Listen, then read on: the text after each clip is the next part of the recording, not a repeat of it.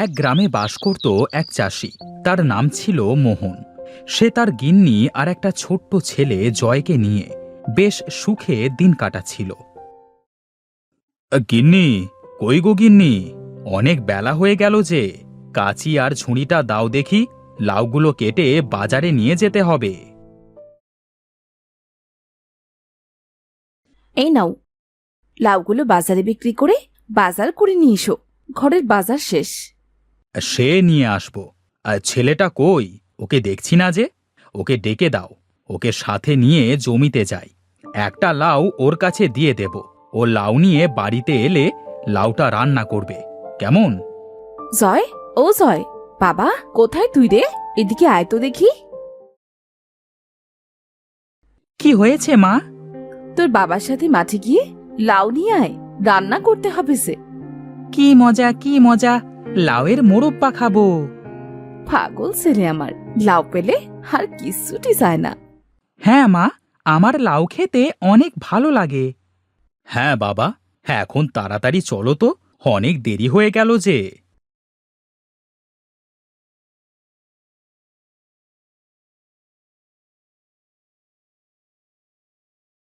বাবা, দেখো কত লাউ। এইসব লাউ আমার। আমিও বড় হয়ে তোমার মতো লাউ চাষ করব। এইসব জমিতে লাউ ফলাবো, আর অনেক বড় বড় লাউ হবে। একটা মানুষ একা নিয়ে যেতে পারবে না, এত বড় লাউ হবে। পাগল ছেলে, লাউ আবার এত বড় হয় নাকি? হবে বাবা, হবে। তুমি দেখো, ঠিকই হবে। হ্যাঁ বাবা, তুমি যদি মন থেকে কোনো কিছু চাও, তবে বিধাতা ঠিকই তোমাকে সেটি দেবেন। এখন নাও, লাউটা নিয়ে বাড়িতে যাও।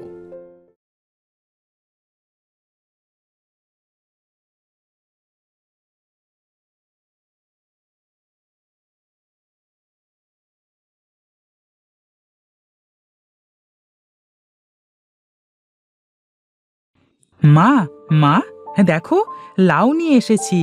আমাকে লাউ দিয়ে মোরব্বা বানিয়ে দাও। আচ্ছা বাবা, তুই যা, গিয়ে পুকুর থেকে গোসল করে আয়। আমি তোর জন্যে লাউ দিয়ে মোরব্বা বানিয়ে দিচ্ছি। জয় চলে যায় গোসল করতে।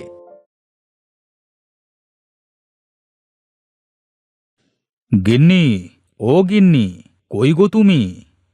গিন্নি ঘর থেকে বেরিয়ে এসে দেখে মোহন ঝাঁকা মাথায় করে দাঁড়িয়ে আছে, আর ঝাঁকা ভর্তি বাজার। সে কি গো, এত বাজার কিসের জন্য করেছো? কথাই বলবে শুধু, নাকি বাজারটা নামাবে? হ্যাঁ হ্যাঁ, দাও দাও। তুমি হাত মুখ ধুয়ে বারান্দায় বসো। জয় এলে আমি তোমাদের একসাথে খেতে দিচ্ছি। একটু পরে জয় এলে গিন্নি ওদের খেতে দেয়। আহা, তোমার হাতের মোরব্বা খেলে পরানটা একদম জুড়িয়ে যায়। হ্যাঁ বুঝলে গিন্নি, ছেলেটা তো আর এমনিতে লাউ খেতে এত পছন্দ করে না। তোমার হাতের জাদু আছে বলতে হবে। হ্যাঁ বাবা, তোমার ক্ষেতের লাউয়ের জাদু আছে। এরপর খাওয়া শেষ করে মোহন মাঠে চলে যায়। মাঠে গিয়ে মোহন দেখে রাতুল মন খারাপ করে বসে আছে। কি গো রাতুল ভাই, তুমি মাথায় হাত দিয়ে বসে আছো কেন? শুনলাম কয়েকদিন পরে নাকি খুব বৃষ্টি হবে, আর বন্যা হওয়ার সম্ভাবনাও নাকি আছে। কি হবে এইসব নিয়ে অনেক চিন্তা হচ্ছে, বুঝলে মোহন ভায়া। সে কি হবে না হবে তা ভেবে আর লাভ নেই, বুঝলে। আমি যাই, একটু লাউ গাছগুলো দেখে আসি।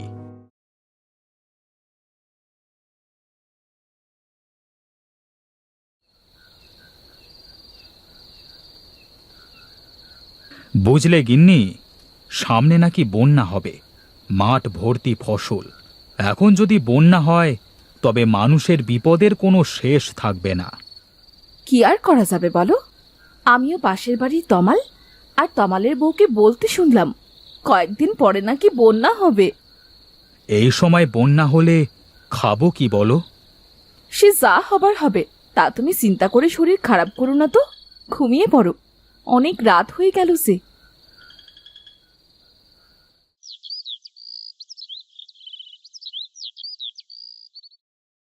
সকালে উঠিয়া আমি জোরে জোরে বলি, সারা বেলা আমি যেন লাউ খেতে পারি, আহা লাউ খেতে পারি।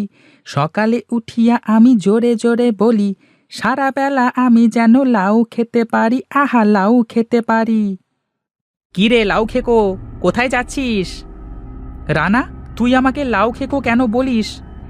আরে তুই সবসময় লাউ খাস, তাই তোকে লাউ খেকো বলি। হি, তবে তুইও সবসময় ভাত খাস, তাহলে তুইও হবি ভাত খেকো। চত্ব সব। কি, আমাকে এত বড় কথা বললি? আমি তোকে দেখে নেব।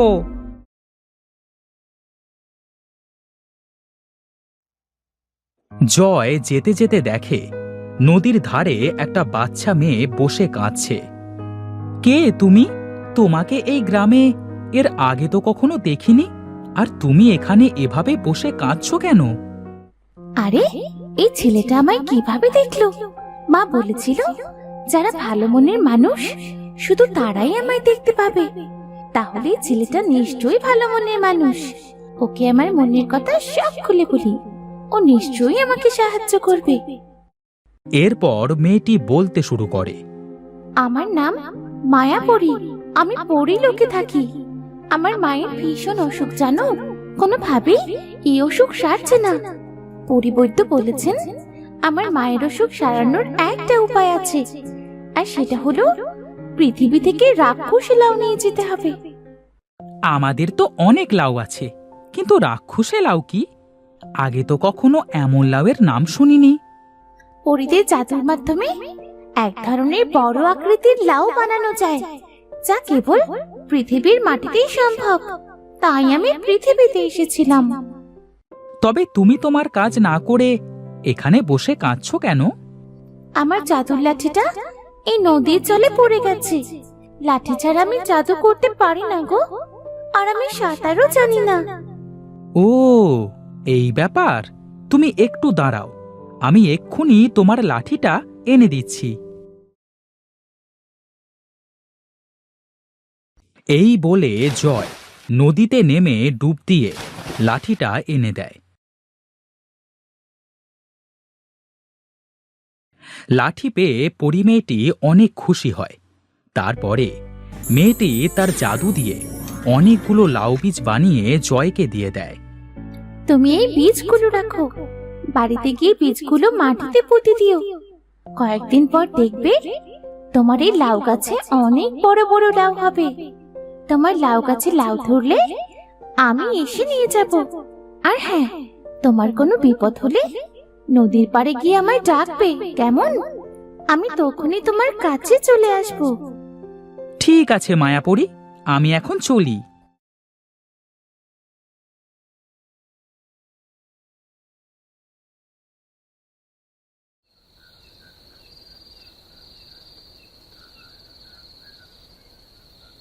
এখন তো রাত হয়ে আসছে, বীজগুলো রেখে দিই, সকাল হলে বীজগুলো লাগিয়ে দেব।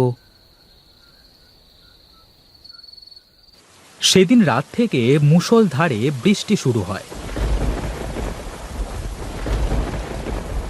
গিন্নি, যেভাবে বৃষ্টি শুরু হলো তাতে মনে হয় মাঠ ঘাট সব কিছু ডুবে যাবে। তাই তো দেখছি গো, চিন্তা করো না, বিধাতা ঠিকই একটা পথ বার করে দেবেন। অনেক রাত হয়ে গেল, এবার ঘরে চলো তো।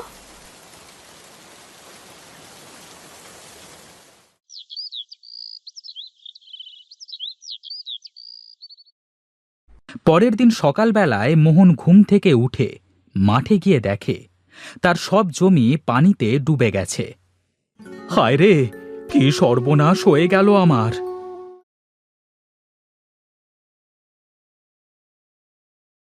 মোহন তার ক্ষেতের দুরবস্থা দেখে বাড়িতে এসে মাথায় হাত দিয়ে বারান্দায় বসে থাকে। কি হয়েছে বাবা, তোমাকে এত চিন্তিত লাগছে কেন? বন্যায় আমাদের সব লাউ ক্ষেত নষ্ট হয়ে গেছে, চিন্তা ছাড়া কি আর করব বলো? তুমি চিন্তা করো না তো বাবা, আমার কাছে মায়াপরীর জাদুর লাউ বীজ আছে। এই বীজগুলো লাগালে এখান থেকে গাছে অনেক বড় বড় লাউ হবে বাবা। কি বলছো এসব আবোল তাবোল? তুমি কোথায় পেয়েছো এই বীজ? এরপর জয় তার বাবাকে সব ঘটনা খুলে বলে। বাবা, এইসব পড়ি বলে কিছু হয় না, আর এসব রাক্ষসে লাউ বলতেও কিছু নেই। বাবা, তুমি বিশ্বাস করলে না তো? আমার কাছে যখন লাউ হবে তখন তুমি ঠিকই বিশ্বাস করবে। এই বলে জয় একটা টবের মধ্যে বীজগুলো দিয়ে ঘরের চালের উপরে রেখে দেয়।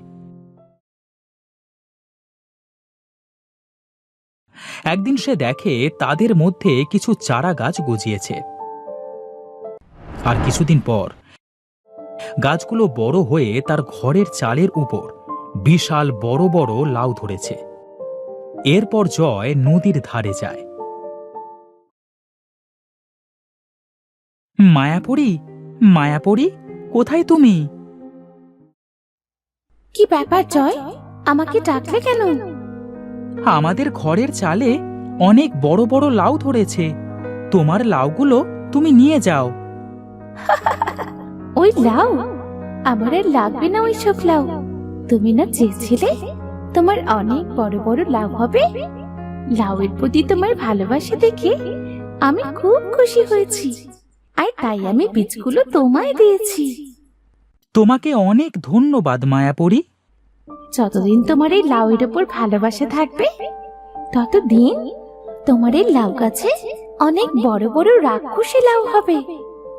লাউয়ের প্রতি আমার ভালোবাসা সারা জীবন থাকবে। এরপর ওরা রাক্ষসে লাউ চাষ করে সুখে দিন কাটাতে লাগলো।